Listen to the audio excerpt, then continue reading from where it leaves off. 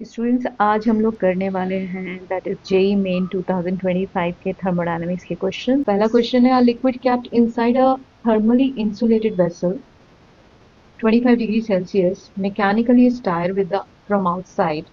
What will be the correct option of the following process? Okay, thermally insulated है, it means the Q value कैसे हो चुकी है zero because of the first law of thermodynamics. तो del U is equal to क्या होता है, Q plus W होता है। अभी Q तो जीरो है तो del U equal to क्या हो जाएगा, W. Stir from the outside. So we have to find out the right thermodynamics parameter. तो Q0 पहले देख लेते हैं। Q0 ओके, इन तीनों ऑप्शन में चल रहा है Q0। अब अगर एक्सपेंशन होगा तो इंटर एनर्जी भी बढ़ रही है इसमें। सो मैकेनिकली स्टार्ट क्या होगा, टेम्परेचर बढ़ने वाला है। टेम्परेचर बढ़ेगा तो इंटर एनर्जी की वैल्यू बढ़ जाएगी, इंटर एनर्जी बढ़ेगी तो W भी बढ़ेगा। तो आंसर कौन सा हो जाएगा, 1। दैट इज क्वेश्चन नंबर 1 का third answer. Will do the next question. Standard entropies of x2, y2, xy5 given this. Temperature in kelvin निकालना है। Okay, will be at equilibrium. At equilibrium पे डेल जी नॉट वैल्यू तो zero होता है। Temperature निकालने को बोल रहे हैं तो हमारे पास इक्वेशन होती है del G naught is equal to delta H naught minus T delta S naught for the system of surrounding. G का वैल्यू जीरो है, this is the zero, so del H naught is equal to T delta S naught. ठीक है, del H की value already given है 35 into 10⁻³ कर देती हूँ क्योंकि किलो जूल दिया हुआ था। टेम्परेचर निकालना है, एस की value S P minus S R से निकाल देते हैं, product minus reactant. So value put किया टी एस पी x/5 कितना है हमारे पास 110। So let's write 110 minus reactant की देखते हैं x2 की कितनी है 70, तो 1/2 इंटू 70 और y2 की कितनी है 50, सो प्लस 5/2 इंटू 50। अब जब इसको सॉल्व करोगे तो टेम्परेचर का वैल्यू आ रहा है सॉल्व करके, that is 700 kelvin and that is your answer. Effect of temperature on spontaneity of the reaction is represented as. So the incorrect combination we have to identify. So basically del G is equal to del H minus T del S, and we know that if del G is negative, the reaction is spontaneous, right? Let's find out. H is positive, S is negative. So if I am writing H is positive and S is negative, तो ये minus minus क्या होगा, plus होगा, तो answer positive में आ जाएगा। तो ये नॉन स्पॉन्टेनियस हो गया। Non spontaneous given means A is the right option. Second is given plus plus, so I am going to put here high H is plus, this is also plus, so minus and plus value. Answer can be negative or positive. Negative आएगा जब यहाँ का temperature value बड़ा होगा, high temperature. सो यहाँ पे low temperature, ये गलत दिया है, so this should be wrong. Minus minus low temperature. Okay, we are going to put C. H is minus and S is also minus. So if we are getting the answer, that should be minus and this is minus minus plus. Answer negative भी हो सकता है, positive भी हो सकता है। तो negative है तो टेम्परेचर लो होना पड़ेगा, पॉजिटिव पे हाई टेम्परेचर होना पड़ेगा। तो नेगेटिव पे स्पॉन्टेनियस हो जाएगी। ओके, इन्होंने नॉन स्पॉन्टेनियस दिया है, मतलब ये भी गलत हो गया। अब लास्ट ऑप्शन देख लेते हैं, माइनस एंड प्लस। तो H को नेगेटिव डाला और S को पॉजिटिव डाला। ओके, किसी भी केस में आंसर नेगेटिव ही होना। So that's why B or C is the wrong one. So that is your answer. They are asking the incorrect one. So B और C मार्क कर देंगे। Diamond से graphite आ रहा है। ओके, तो basically हमें ये इक्वेशन लानी है। यहाँ पे डायमंड और ग्रेफाइट दोनों को बर्निंग करके CO2 फॉर्म हो रहा है। तो क्या कर लेते हैं, हेस लॉ लगाते हैं, D diamond plus O2 will give you the CO2। तो डेल्टा H की वैल्यू हो जाएगी -1, C of graphite plus O2 will give you the CO2। Del H की वैल्यू कितनी हो गई है -G। अब फर्स्ट इक्वेशन देखो, डायमंड से ग्रेफाइट में जा रहा है, तो अगर मैंने दोनों इक्वेशन को माइनस कर दिया तो ये O2 कैंसिल, ये कैंसिल, तो C of diamond would be is equal to C of graphite, right. तो इसकी जो भी डेल्टा H की वैल्यू आएगी वो कितनी आएगी, -Y माइनस -G। तो आंसर आ जाएगा -Y प्लस G। अब सिंस ये कन्वर्जन हुआ है, इसमें x की वैल्यू दी हुई है, मतलब ये डेल एच की वैल्यू x है, तो जब भी हम इसका रिप्रेजेंटेशन करते हैं तो ये -x हो जाएगा।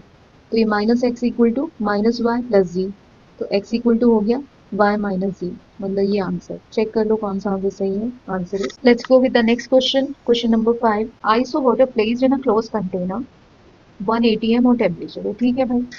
If the pressure of the system is increase 2 times, correct निकालना है। अब देखो आइस की डेंसिटी जो होती है वो 1 ग्राम पर सीसी से लाइटर होता है ना, तो आइस की डेंसिटी हायर होती है और वाटर की जो डेंसिटी होती है वो लेसर होती है। तो अगर डेंसिटी हायर है तो इसका वॉल्यूम हाई होना चाहिए आइस का, और वाटर का वॉल्यूम क्या होता है, कम। लेकिन तुमने प्रेशर बढ़ा रहे हो, प्रेशर बढ़ा रहे हो तो वो वॉल्यूम कम की तरफ जाएगा। इसका मतलब है कि आइस किसकी तरफ जाना शुरू कर दी, वाटर की तरफ, उसका वॉल्यूम कम है क्योंकि प्रेशर इनवर्सली प्रोपोर्शनल होता है वॉल्यूम से। तो आइस तो फिर अब पूरी मेल्ट हो जाने ही वाली है। तो वॉल्यूम ऑफ सिस्टम इंक्रीजेस, अपने को करेक्ट बताना है। Solid phase ice disappear completely, ये सही हो जाएगा। लिक्विड फेस गलत है।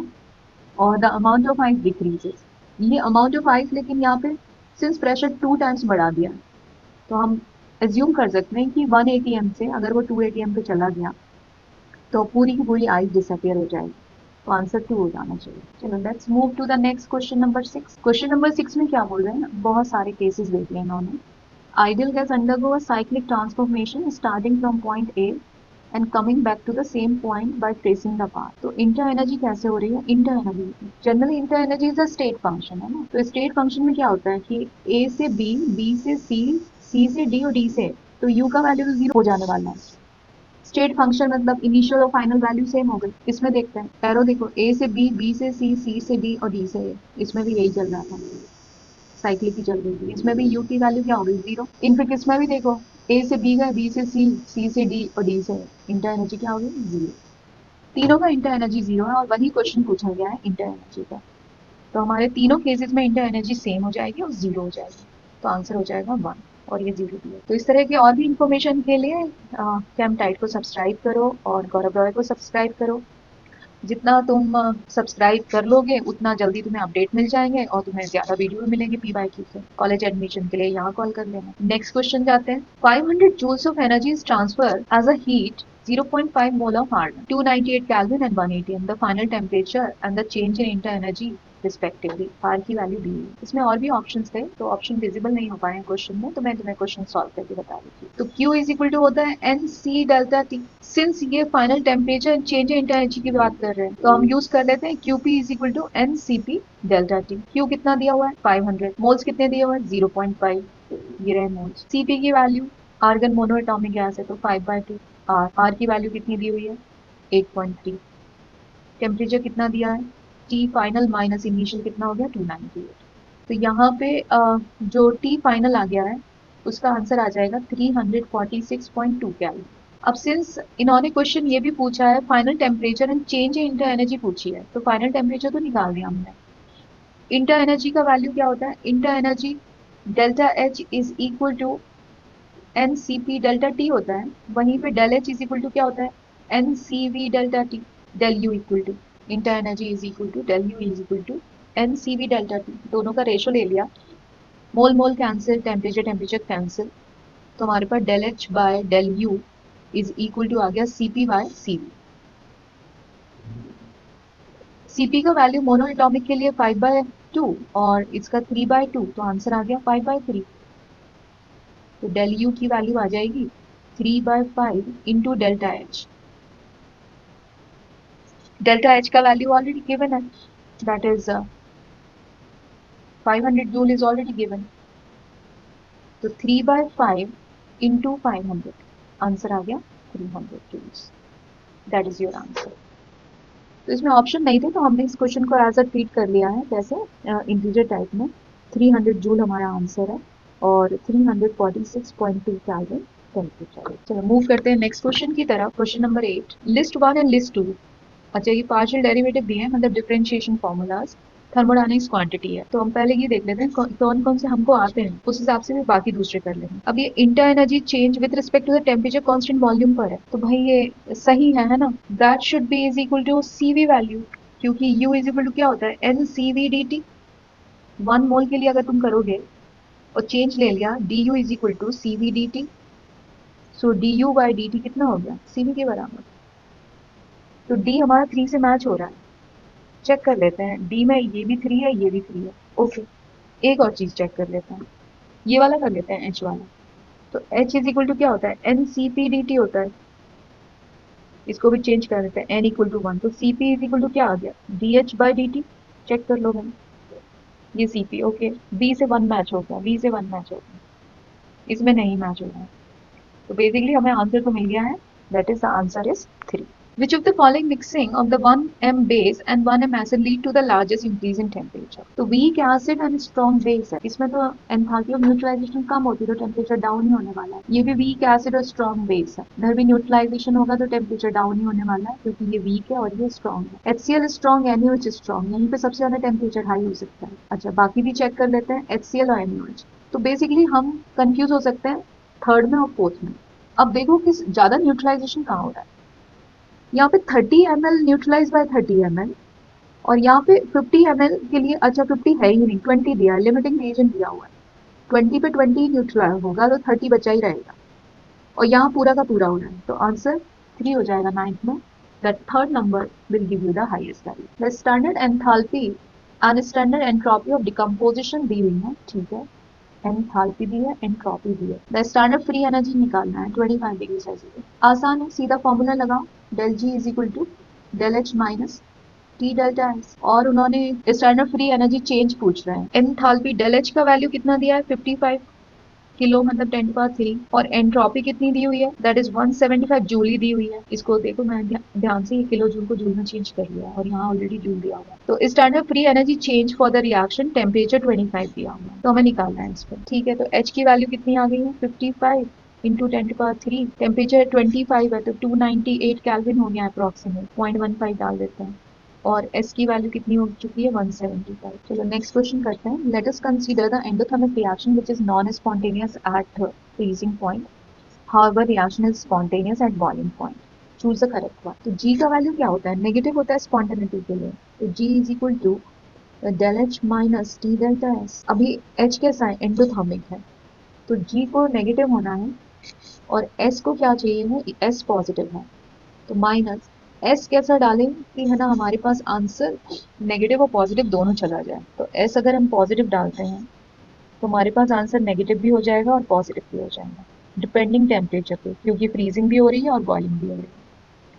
तो आप देख लेते हैं कौन सा ऑप्शन सही है। एच पॉजिटिव होना चाहिए और एस भी पॉजिटिव होना चाहिए। Okay, fourth option S and H both are positive, that should be the answer. चलते हैं नेक्स्ट क्वेश्चन की तरफ। क्वेश्चन कह रहा है कि consider the following cases the standard enthalpy of reaction. ये इथेन का कंबशन दिया हुआ है, ग्रेफाइट का कंबशन, हाइड्रोजन का कंबशन। हेस लॉ लगाएंगे, क्वेश्चन आसान है, हेस लॉ लगा लेते हैं और उसके आंसर मिल जाएगा। तो हमारी मेन इक्वेशन क्या है कि magnitude of the enthalpy of formation वो पूछ रहे हैं। अगर क्वेश्चन ठीक से विजिबल नहीं है तो ये एक्चुअली पूछ रहे हैं डेल एच नॉट C2H6 का फॉर्मेशन पूछा गया है इसमें। तो फॉर्मेशन में अकॉर्डिंग टू द डेफिनेशन क्या होती है कि कोई भी चीज फॉर्म कर सकते हो उसी के एलिमेंट से।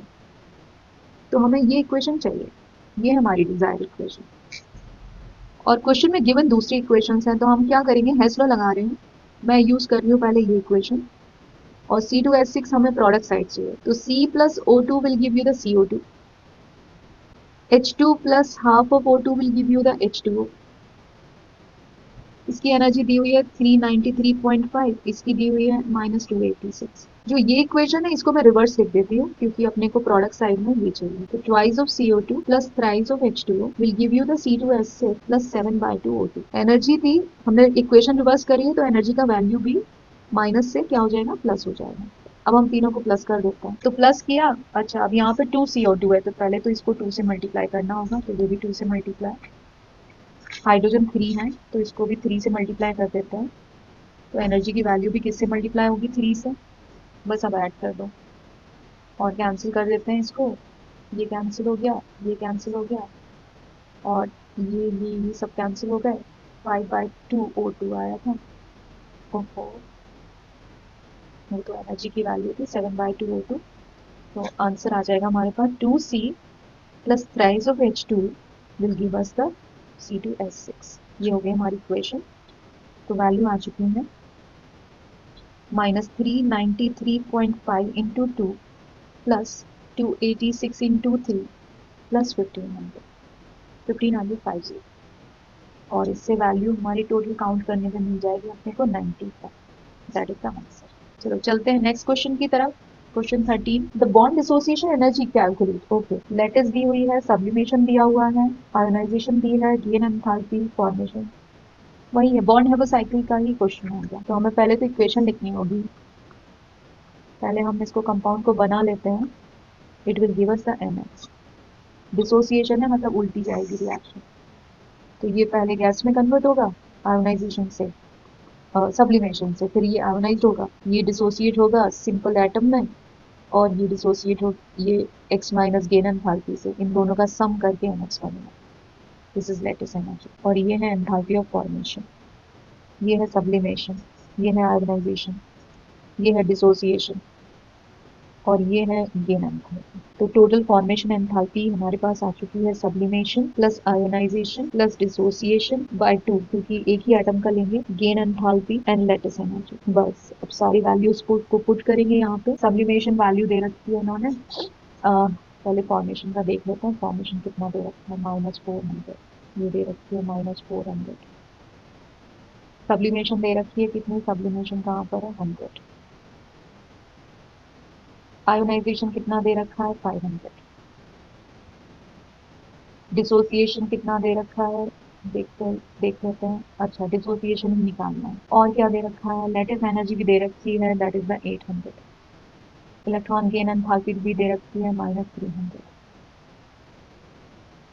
सारी वैल्यूज दे हुई है, बस अपने को ये निकालना है, ये वाली वैल्यू। तो जस्ट वैल्यू पुट करो, इससे तुम्हारा आंसर आ जाएगा। Bond dissociation energy would be equal to 200। सबके यूनिट किलो जूल में थे, तो इसका भी यूनिट किसमें आ जाएगा, किलो जूल पर। नेक्स्ट क्वेश्चन चलते हैं, question 15। Heat of formation of CO2, heat of formation of H2O, combustion of benzene, heat of formation of benzene निकालना है। ठीक है, तो Hp माइनस HR का फॉर्मूला लगा लेते हैं बेंजीन के फॉर्मेशन के लिए। कंबशन लिख लेते हैं पहले, C6H6 plus O2, 15/2 O2 will give you that is 6 of CO2 plus 3 of H2। तो delta H is equal to Hp minus HR, product minus reactant. CO2 का फॉर्मेशन कितना दिया है, ये दिया हुआ है 393, तो हम वैल्यू डाल देते हैं। 6 times of -393.5 plus 3 times of water -286, ये हो गया Hp। HR डाल देते हैं, HR कितना है, बेंजीन, बेंजीन की कितनी दी हुई है कंबशन, दैट इज ओके, ये कंबशन एनर्जी दी हुई है, तो -3267 दी हुई है। फॉर्मेशन निकालना है, तो del H of formation of benzene, और ऑक्सीजन की तो जीरो होती है, तो जीरो डाल दिया। वैल्यू कैलकुलेट कर दो, इससे फॉर्मेशन एंथैल्पी आ जाएगी 48 unit should be kilo joule पर मोल। नेक्स्ट क्वेश्चन चलते हैं, क्वेश्चन 16। तो एक्चुअली अगर तुम देखो एनालाइज करोगे तो बहुत सारे क्वेश्चन थर्मोडायनेमिक्स से आए हुए हैं और सारे कॉन्सेप्ट कवर किए गए हैं। थर्मोकेमिस्ट्री से भी अच्छे खासे क्वेश्चन हैं, तो तुम्हें चैप्टर को बहुत अच्छे से पढ़ना होगा। और मोर डिटेल के लिए कैंप टाइप को सब्सक्राइब करो, गौरव राय को सब्सक्राइब करो, कॉलेज एडमिशन के लिए यहाँ कॉल करो। तो जितना तुम प्रैक्टिस करोगे उतने अच्छे मार्क्स आएंगे, और अच्छे मार्क्स के लिए फॉलो करना होगा कैंप टाइप को एंड गौरव राय को। Ice at 5 degree heated to the become vapor, the temperature 1110 atmospheric pressure, the entropy change associated with this process can be। अब देखो ये प्रोसेस, ये ऑप्शन देख के तो डरावने से लग रहे हैं, देख लेते हैं भाई। पहले देखो क्या होगा, H2O जो -5 डिग्री सेल्सियस पे है, वो तो H2O 0 डिग्री सेल्सियस पे जाएगी। टेम्परेचर चेंज हो रहा है इसमें, तो S की value del H by T होती है, तो इसको NCP/dt लिख सकते हैं, डिवाइड बाई टी। T1 से T2 टेम्परेचर कर दिया, तो पहला स्टेप तो यही हो गया। जब वो सिर्फ अपना टेम्परेचर चेंज कर रही थी, तो देख लेते हैं कहाँ पे आ रहा है पहले स्टेप में। पहले स्टेप में यहाँ पे दिया हुआ है और यहाँ पर भी दिया हुआ है। अच्छा, सारे ऑप्शन में दिया हुआ है, बहुत बढ़िया। आगे देखते हैं। अब जो नेक्स्ट स्टेप होगा, H2O जो 0 डिग्री सेल्सियस आइस था, वो कन्वर्ट होगा H2O 0 degree Celsius water. Face change होगा, फेस चेंज में एंथैल्पी ऑफ फ्यूजन चलेगी। तो एंथैल्पी ऑफ फ्यूजन देखते हैं, यहाँ पे भी दे रखी है, यहाँ पे भी दे रखी है, ये मेल्टिंग एंड बॉइलिंग दे रखा है। ये तो गलत हो गया, क्योंकि यहाँ पे फेस चेंज वाला ऑप्शन ही कट कर दिया। ये भी गलत हो गया, क्योंकि ऑप्शन चेंज कर दिया फेस चेंज वाला। इन दोनों में से ही आंसर होगा। अब 0 डिग्री सेल्सियस वाटर फिर अपना टेम्परेचर बढ़ाएगा, 0 डिग्री सेल्सियस से 100 पे पहुंच गया, तो अभी फिर से टेम्परेचर बढ़ेगा, तो फिर से इंटीग्रेशन वाला फॉर्मूला लग जाएगा कि Cp dt टेम्परेचर चेंज होगा 0 डिग्री सेल्सियस से अभी 100 डिग्री सेल्सियस पे। तो ये दिख रहा है 273 से 373, यही आंसर दिखते जा रहे हैं। फिर बाद में ये फेस चेंज भी होगा। अभी ये जो लिक्विड है, अब वो किस में जाएगा, H2O गैस में। फेस चेंज भी हो रहा है, तो vaporisation.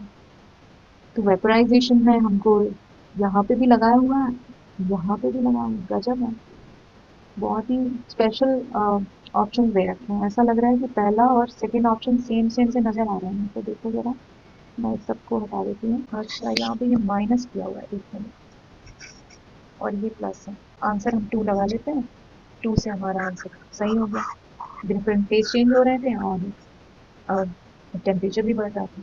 The formation enthalpy of hydrogen gas oxygen gas इतनी दे रखी है and the formation enthalpy of H2O इतना दे रखा है। तो एवरेज बॉन्ड डिसोसिएशन एंथैल्पी निकालनी है। मतलब H2 कन्वर्ट होगा 2H में, half of oxygen will convert into the oxygen only and इनको मेक है H2O जिसकी डेल्टा H गिवन है अपने को -242 किलो जूल पर मोल। बॉन्ड मेटल साइकिल या हेस लॉ अप्लाई करेंगे तो अच्छे से आंसर आ जाएगा। अब इसके डिसोसिएशन में ये जो एनर्जी हो रही थी वो कितनी 220 जा रही है, 2 एटम है तो 2 इंटू 220। ऑक्सीजन की कितनी चल रही है 250। अकेला ऑक्सीजन का दे रखा है तो कोई दिक्कत नहीं है। अब ये दोनों कंबाइन होके कन्वर्ट हो रहे हैं इसमें, इसकी एनर्जी निकालनी है बेसिकली अपने को, बॉन्ड एनर्जी एचओ बॉन्ड की। और एचओ बॉन्ड कितने हो सकते हैं, 2 हो सकते हैं क्योंकि वाटर जो होता है वो HOH होता है, इसमें 2 ऑफ एचओ बॉन्ड होते हैं। बस लगा देते हैं, अपनी हेस्लो लगा देते हैं। हमारे पास आ गया enthalpy of formation of H2O। सारी एनर्जीज को काउंट कर लेते हैं। ये हो गई है हमारी 2 इंटू 220 प्लस 250 और ये हो गया है 2 times of the bond energy और ये इक्वल हो जाएगा -242 का। अच्छा मैंने प्लस माइनस क्यों लिया, देखो ये ब्रेक हो रहा था तो ये एंडो थी, ये भी ब्रेक हो रहा था तो ये भी एंडो थी, ये फॉर्म हो रहे थे तो ये माइनस में रहेगी, तो इस हिसाब से मैंने साइन यहाँ पे चेंज कर लिया। और फॉर्मेशन तो नेगेटिव होता है, इसको कैलकुलेट करोगे तो बॉन्ड एनर्जी का वैल्यू आ गया तुम्हारे पास, दैट इज 466। ये आंसर है। ठीक है, तो ये हो गया है तुम्हारा थर्मोडायनेमिक्स पूरा, मतलब जनवरी मंथ पे। अभी अप्रैल मंथ में we are going to do Chemtide को सब्सक्राइब करो और गौरव रॉय को सब्सक्राइब करो, तुम लोगों का सपोर्ट मिलेगा तो मुझको वीडियो बनाने में भी अच्छा लगेगा। अप्रैल शिफ्ट के क्वेश्चंस करेंगे। विच of the following property will change when the system containing solution 1 become solution 2। तो 1 2 में चला गया है तो 10 moles of solute X 10 mole of water में मिक्स होकर सॉल्यूशन 2 में कन्वर्ट हो गया। यहाँ पे देखोगे तो सॉल्यूशन 1, अच्छा इसकी मोलैरिटी निकाल देते हैं, मोल्स बाय वॉल्यूम। आंसर आ गया 1 मोल्स पर लीटर। इसमें सॉल्यूशन 1 की भी मोलैरिटी है, मतलब M1 is equal to 1 moles in 1 litre. और सेकेंड सॉल्यूशन में साथ में मिक्स किया गया है 1 mole of solute in 1 litre. अच्छा तो टोटल हो जाएगा 1 मोल ऑफ 1 लीटर।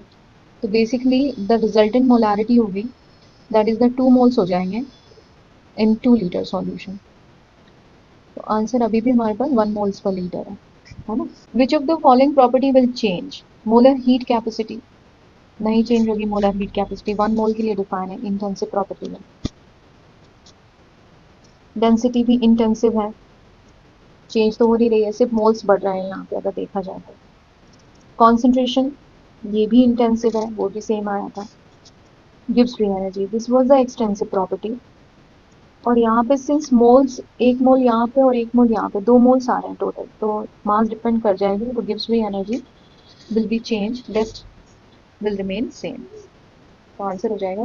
क्वेश्चन 2 दिया हुआ है कि hydrogen energy of K plus and Cl minus, ठीक है, -x और -y है, लेटेस्ट एनर्जी KCl की दी हुई है, तो हमें पता लगाना है, ठीक है। तो बेसिकली KCl को जब तुम पानी में डालते हो, हीट ऑफ सॉल्यूशन पूछा है, वाटर में डालोगे तो ये डिसोसिएट हो जाएगा K प्लस और Cl माइनस में, ये एक्वस है, ये एक्वस है, और यहाँ पे एंथैल्पी ऑफ सॉल्यूशन है। तो KCl पहले लेटेस्ट एनर्जी में डिसोसिएट होके बनेगा K प्लस और Cl माइनस, ये अभी से ब्रेक हुए हैं गैशियस आयन में। अभी इसको पानी में डालोगे वाटर में तो हाइड्रोजन एनर्जी जाएगी, इसको पानी में डालोगे तो हाइड्रोजन एनर्जी जाएगी।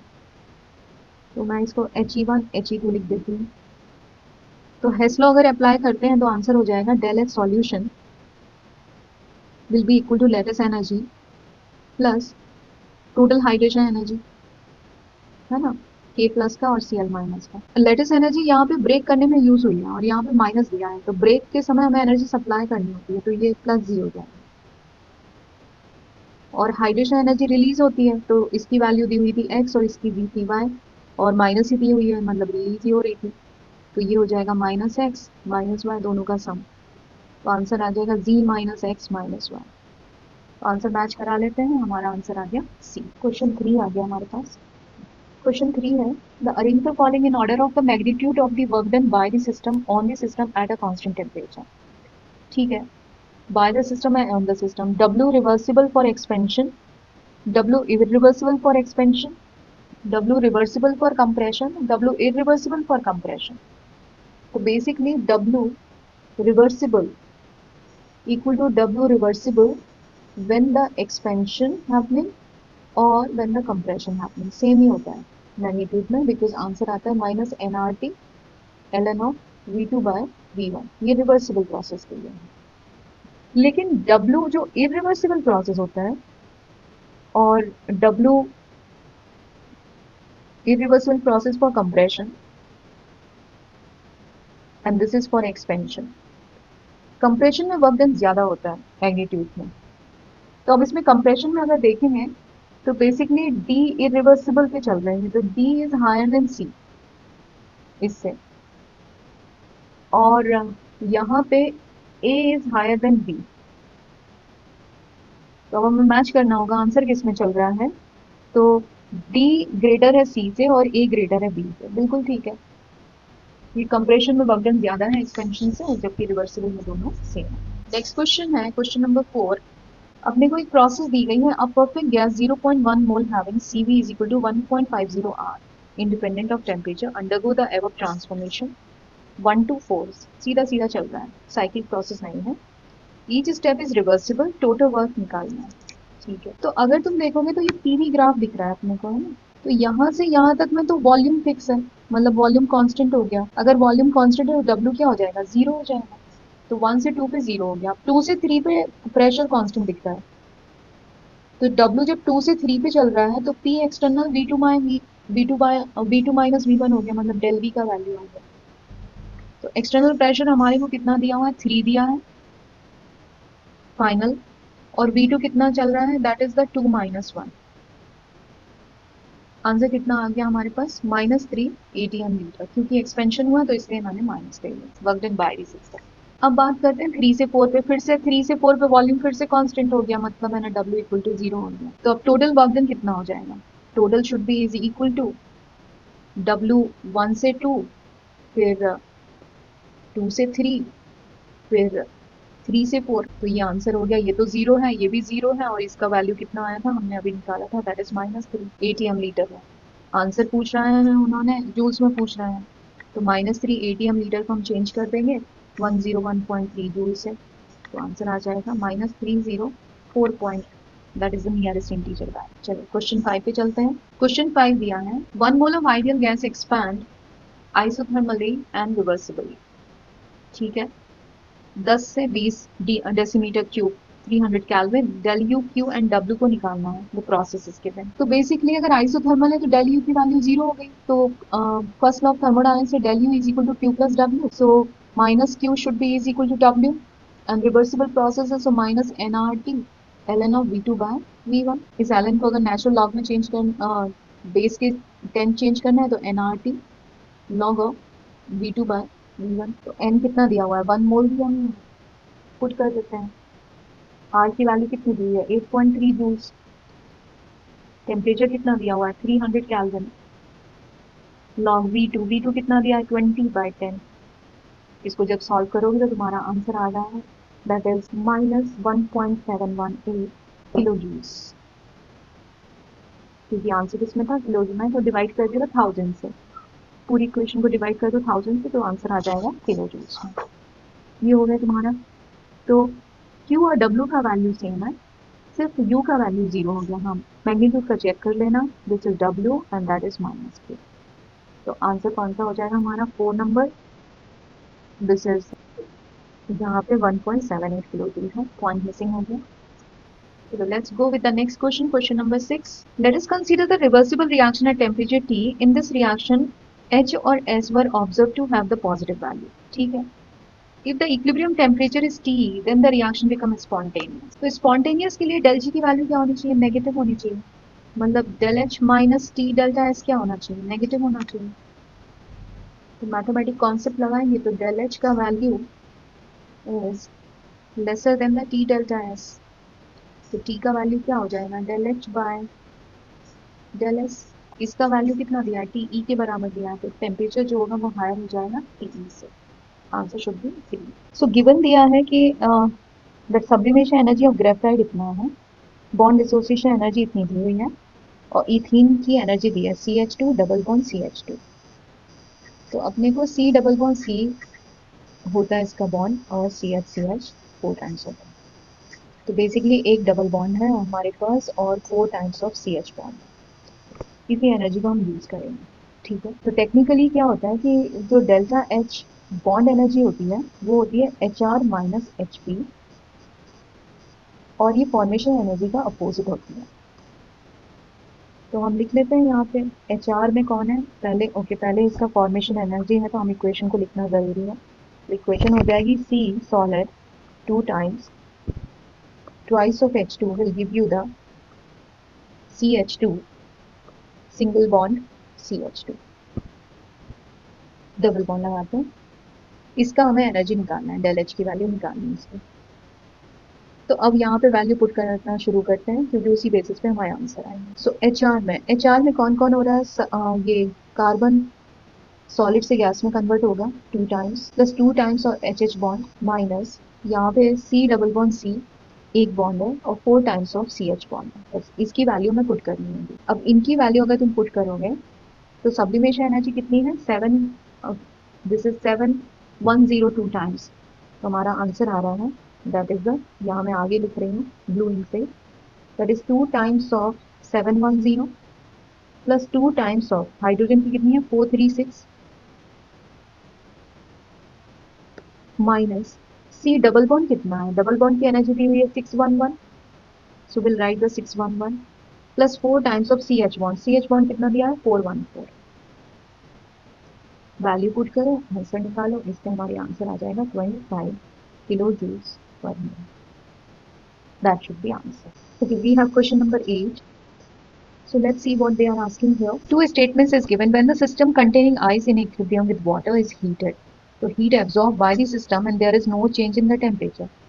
वैसे सही है because ice is changing its state without changing its temperature. So statement 1 should be the right only. At melting point of ice there is a absorption of heat in order to overcome the intermolecular forces. बिल्कुल ठीक है, जब तुम heat करते हो तो उसके bond break होते हैं, तो जो उसके इंटरनल फोर्सेस होते हैं उनको ब्रेक होना होता है। With in the molecule of water in ice and kinetic energy of molecule is not increase, that is right. Phase change में काइनेटिक एनर्जी नहीं बदलती है। फिर जो टेम्परेचर हीट होता है वो किस लिए यूज होता है, इंटरमॉलिकुलर फोर्सेस से बाहर आने के लिए, तो ये भी सही है। तो basically both statement are right.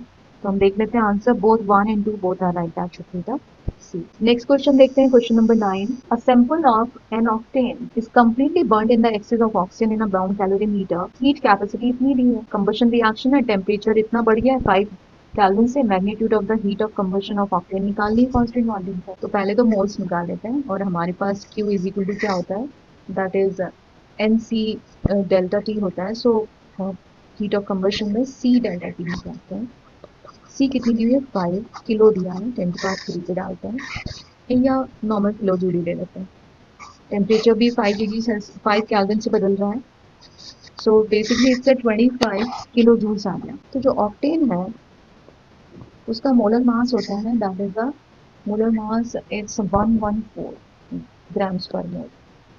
तो अगर इसके मोल्स निकालेंगे तो 1 given mass divide by the molar mass, answer आ जाएगा कितना 0.01।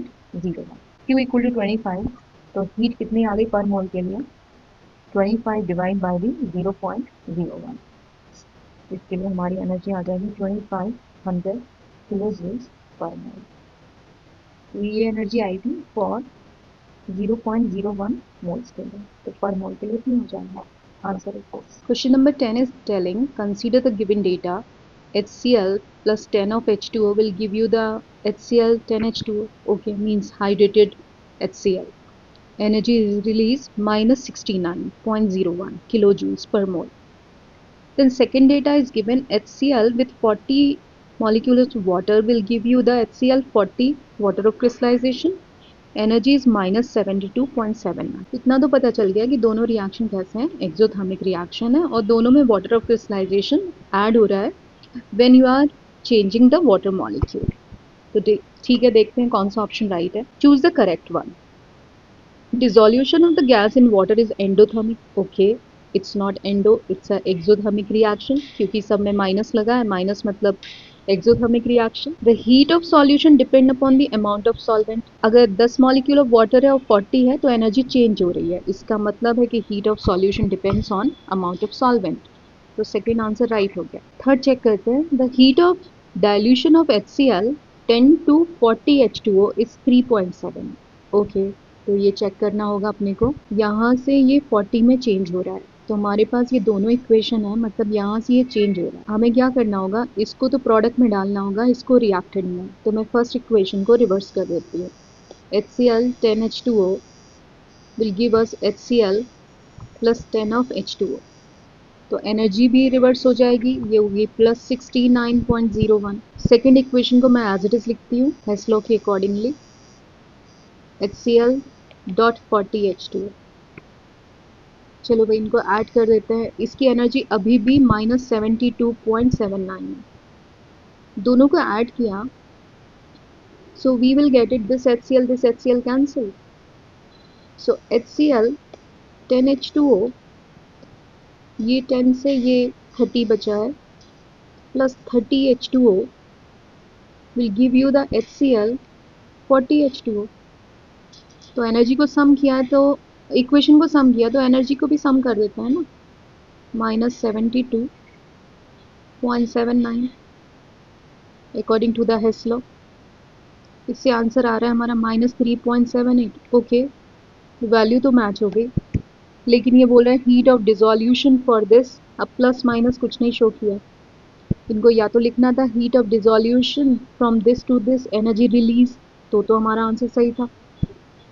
अब ये सिर्फ हीट ऑफ डाइल्यूशन बोल रहा है और प्लस में दे दिया, मतलब एंडो पे दे दिया है, तो आंसर गलत हो गया। थर्ड वाला एक्सो देना चाहिए था, माइनस लगाना चाहिए था। फोर्थ ऑप्शन चलते हैं, that is heat of formation of HCl solution is represented by A and B। नहीं, that is heat of formation सारे के सारे, that is formation of HCl solution. ये A और B किसी से भी मेंशन नहीं कर सकते हैं। ये स्टैंडर्ड होता है कि HCl एनहाइड्रस को अगर तुम वाटर में डाल रहे हो तो HCl हाइड्रेटेड हो जाता है। तो 10 और 40 से कुछ लेना देना नहीं होता, इट्स अ स्टैंडर्ड वन। तो इसलिए A और B दोनों ही मैच नहीं करते हीट ऑफ फॉर्मेशन में। तो हमारा आंसर हो चुका है, that is the number 2। The heat of solution depend on amount of solid. Question 11. The total enthalpy change of freezing of 1 mole of water 10 degree to ice. Okay.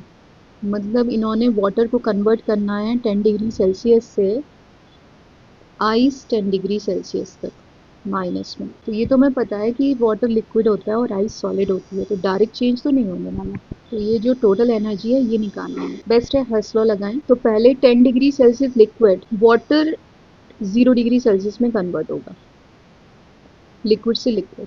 अब face change होगा, अब water से ये ice में convert होगा 0 degree Celsius में। अब ice फिर कन्वर्ट होगी आइस -10 डिग्री सेल्सियस पे। तो यहाँ से यहाँ तक तो सिर्फ टेम्परेचर चेंज हुआ, तो हम लगा देंगे Q is equal to MC delta T, heat capacity वाला फॉर्मूला।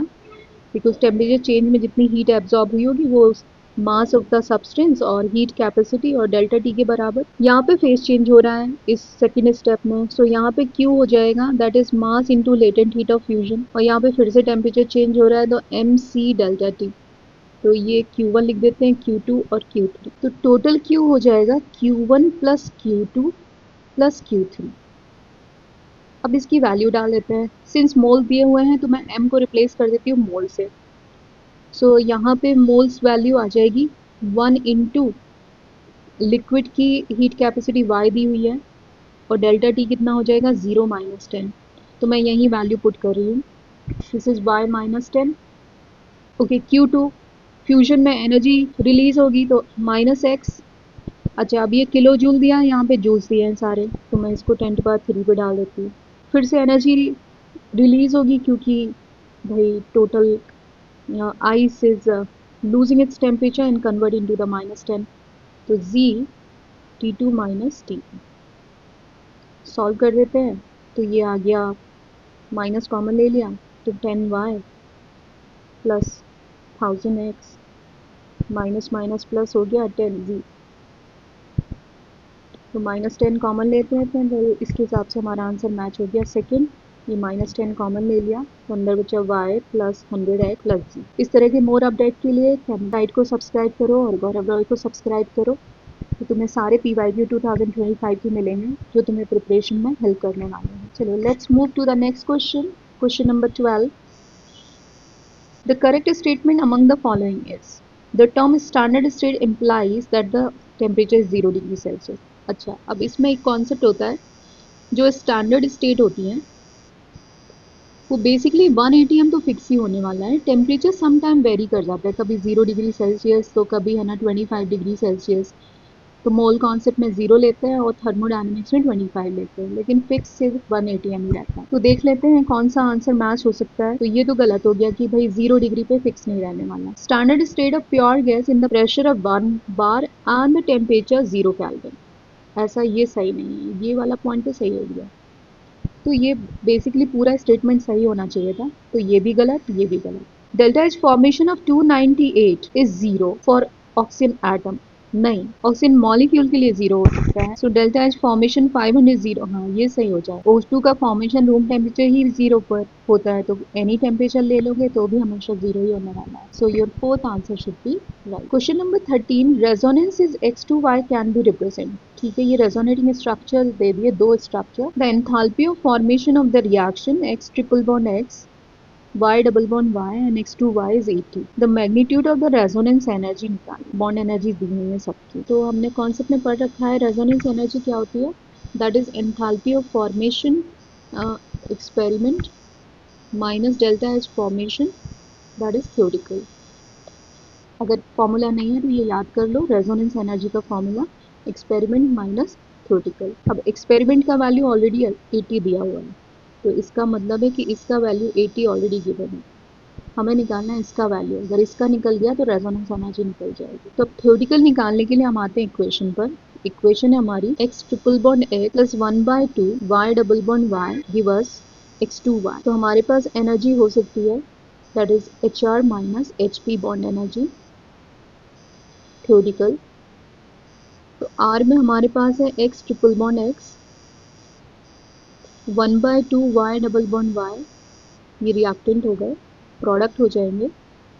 अच्छा, अब X2Y में ये दोनों स्ट्रक्चर दिए हुए हैं, तो हमें ये नहीं पता कि इसका फॉर्मूला क्या होगा, तो हमें ये दोनों के हिसाब से ही लेना होगा। तो इसमें X डबल बॉन्ड X है, X ट्रिपल बॉन्ड X है और X डबल बॉन्ड Y भी है और X सिंगल बॉन्ड Y है। एनर्जीज हमारे पास ट्रिपल बॉन्ड की भी है, डबल की है, Y डबल बॉन्ड की भी है और X डबल बॉन्ड Y की भी है। तो हम कोई एक स्ट्रक्चर ले सकते हैं, ईदर दिस वन और दैट वन। तो हम ये वाला स्ट्रक्चर ले लेते हैं। तो इसमें हो गया तुम्हारा x double bond x plus x double bond y। अब वैल्यू पुट करते हैं। x ट्रिपल बॉन्ड x की एनर्जी कितनी है 940, y डबल बॉन्ड y की कितनी दी हुई है, दिस इज गिवन 500। तो ये रिएक्टेंट की हो गई। प्रोडक्ट की देख लेते हैं।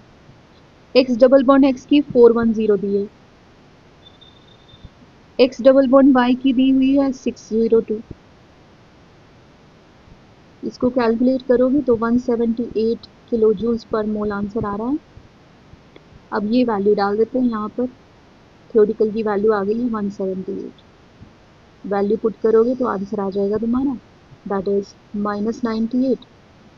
सिंस मॉड वैल्यू की बात कर रहे हैं, मैग्नीट्यूड की बात कर रहे हैं, तो हम इसकी मॉड वैल्यू ले लेते हैं, तुम्हारा आंसर हो जाएगा 98। Let's do question number 14।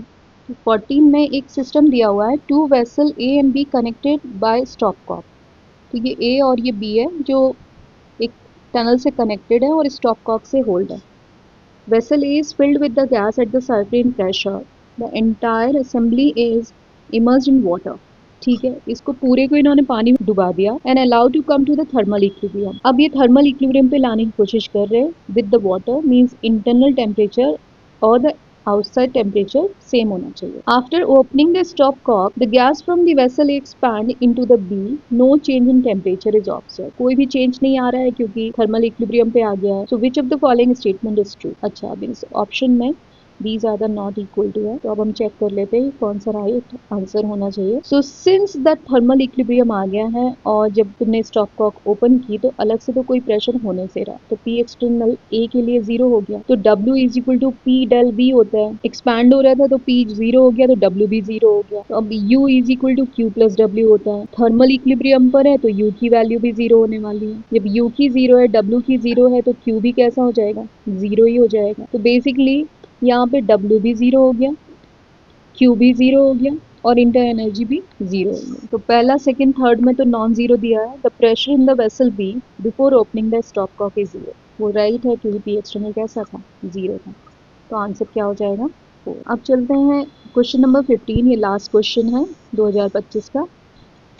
इस तरह के मोर अपडेट के लिए कैमटाइट को सब्सक्राइब करो और गौरव रॉय को सब्सक्राइब करो। क्वेश्चन देख के तो बड़ा टफ सा दिख रहा है, देखते हैं कि क्या देना चाहते हैं वो। So which of the following graph correctly represent the variation of thermodynamics properties of Haber process. Haber process होती है हमारे पास N2 plus thrice H2 will give us the twice of ammonia. तो अब ये यहाँ पे इन्होंने एनर्जीज वैल्यू दे रखी है और इस तरफ पे एक्स एक्सिस पे टेम्परेचर दे रखा है। ये देखो टी पर केल्विन लिखा हुआ है यहाँ पे, टी पर केल्विन, टी पर केल्विन, टी पर केल्विन, और ये सब एनर्जीज के वैल्यू दिए हुए हैं दिस साइड। तो हेबर प्रोसेस ऑफ अमोनिया में थोड़ा सा पॉइंट याद रखना होगा कि यहाँ पे डेल एच का वैल्यू होता है नेगेटिव, मतलब ये एक्सोथर्मिक रिएक्शन है और डेल एच की भी नेगेटिव होगी क्योंकि रेंडमनेस कम हो रही है। यहाँ पे देखो 1 मोल्स 3 मोल्स है तो टोटल मोल्स 4 थे, अभी 2 मोल्स बचे। अब देखो हमारे पास जो इक्वेशन होती है उसके हिसाब से अगर del G is equal to del H minus T delta S है। So if the H is negative, this is negative, this is also negative, तो आंसर तुम्हारा नेगेटिव भी हो सकता है और पॉजिटिव भी हो सकता है। तो डिपेंड करता है कि टेम्परेचर कैसा लेना है। तो नेगेटिव कब आएगा, जब तुम लो टेम्परेचर लोगे, और पॉजिटिव कब आएगा, जब तुम हाई टेम्परेचर लोगे। और इक्वेशन हमारे पास ये भी होती है K2 upon K1 is equal to del H upon R 1 upon T1 minus 1 upon T2। Van't Hoff equation से भी हम अप्लाई कर सकते हैं लॉग ऑफ। तो इस इक्वेशन के बेसिस पे डेल एच बाय टी का जो वैल्यू होती है, टेम्परेचर इंक्रीज तो डेल एच बाय टी की वैल्यू डिक्रीज होनी चाहिए ऑन इंक्रीजिंग टेम्परेचर। तो देख लेते हैं कौन से ऑप्शन में सही चल रहा है। डेल एच बाय टी की अगर टेम्परेचर बढ़ा रहे हो तो डेल एच बाय टी की वैल्यू डिक्रीज होगी, तो ये वाला डिक्रीज चल रहा है, ये बिल्कुल सही चल रहा है। इसमें डेल एच कॉन्स्टेंट चल रहा है, ये गलत हो गया। इसमें ये कम चल रहा है, ये भी सही हो सकता है, और इसमें भी ये कम चल रहा है, ये पे कांस्टेंट चल रहा है, तो ये गलत हो गया। तो अभी हमारे पास ए और 4 में कुछ आंसर हो सकते। तो जी की वैल्यू एच भी नेगेटिव चल रहा है और एस भी नेगेटिव चल रहा है, तो ये तो पक्का है कि नेगेटिव आना है, मतलब डेल एच का वैल्यू हायर साइड होना चाहिए। Del H is higher than the T delta S, और डेल जी का वैल्यू से भी हायर साइड होना चाहिए। तो यहाँ पे डेल जी की वैल्यू को उसके नीचे प्लेस करना होगा, ये राइट है। यहाँ पे ये इसके बढ़ रहा है, ये गलत हो गया। ये नीचे आ रहा है लेकिन एल एच उसके नीचे प्लेस किया है, तो ये भी गलत हो गया। इसको ऊपर प्लेस कर दिया तो ये भी गलत हो गया। तो बेसिकली अभी सिर्फ हमारे पास ऑप्शन 1 में ही सही चल रहा है। Del H by T temperature बढ़ाने से नीचे आ रहा है, और जी की वैल्यू ये नेगेटिव और नेगेटिव चाहिए, तो जी की ओवरऑल वैल्यू एच से डाउन होनी पड़ेगी, तो जी की वैल्यू नीचे की तरफ आ रही है। तो हमारा आंसर हो जाएगा नंबर 1। तो ये थे तुम्हारे 2025 के थर्मोडायनामिक्स के क्वेश्चन। मोर अपडेट्स के लिए कैमटाइट को सब्सक्राइब करो, गौरव रॉय को। और भी किसी टॉपिक रिलेटेड वीडियो चाहिए हो तो कमेंट बॉक्स में लिखो। Thank you very much.